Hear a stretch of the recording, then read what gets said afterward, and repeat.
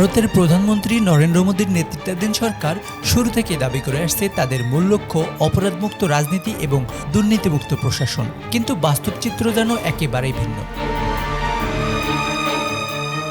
স্বাধীন গবেষণা সংস্থা অ্যাসোসিয়েশন ফর ডেমোক্রেটিক রিফর্মস বা এডিআর এর সাম্প্রতিক তথ্য বলছে, বিজেপির মন্ত্রীদেরও প্রায় 40% নানা মামলার আসামি। সংখ্যাগুলো বিস্ময়কর। বিজেপির 336 জন মন্ত্রীর মধ্যে 136 জনের নামে ফৌজদারি মামলা রয়েছে। এর মধ্যে 88 জনের বিরুদ্ধে অভিযোগ আরও ভয়াবহ: খুন, হত্যাচেষ্টা, অপহরণ কিংবা নারী নির্যাতনের মতো গুরুতর অপরাধ। শুধু তৃণমূল পর্যায়ের নেতা নন, বড় বড় মন্ত্রীর নামও রয়েছে এই তালিকায়।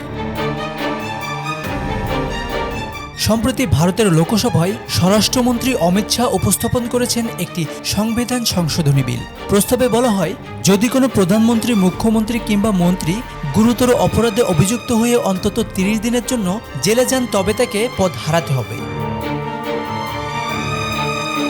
সরকার দাবি করছে এটি প্রশাসনকে দুর্নীতিমুক্ত করার বড় একটি পদক্ষেপ, কিন্তু প্রশ্ন থেকে যাচ্ছে, যখন ক্ষমতাসীন পার্টি নিজস্ব মন্ত্রীদের বিরুদ্ধে রয়েছে পাহাড়সম মামলা, তখন এই বিল কতটা বাস্তবযোগ্য? সমস্যাটা কেবল কেন্দ্রীয় পর্যায়ের মধ্যে সীমাবদ্ধ নয়, রাজ্য পর্যায়েও চিত্র একই। ভারতের অন্তত 11টি রাজ্যে মন্ত্রীদের 60% বিরুদ্ধে মামলা ঝুলছে। বিজেপি এনডিএ শাসিত বিহার, অন্ধ্রপ্রদেশ, উড়িষ্যা, মহারাষ্ট্র, দিল্লি কিংবা পুদুচেরি, সব জায়গায় একই অবস্থা। আবার বিরোধী দলের রাজ্যগুলো এর বাইরে নয়। কংগ্রেস শাসিত তেলেঙ্গানায় 61 মন্ত্রীর মধ্যে 45 জনের বিরুদ্ধে রয়েছে মামলা। পশ্চিমবঙ্গে তৃণমূল কংগ্রেস সরকারের মন্ত্রীদের বিরুদ্ধে রয়েছে ফৌজদারি অভিযোগ।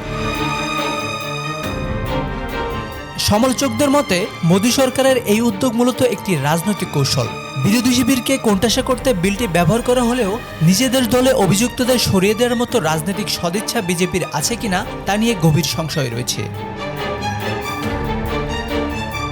অনেকেই বলছেন এটি হতে পারে নির্বাচনী প্রচারণার হাতিয়ার, ভোটের আগে জনমনে আস্থা তৈরির চেষ্টা।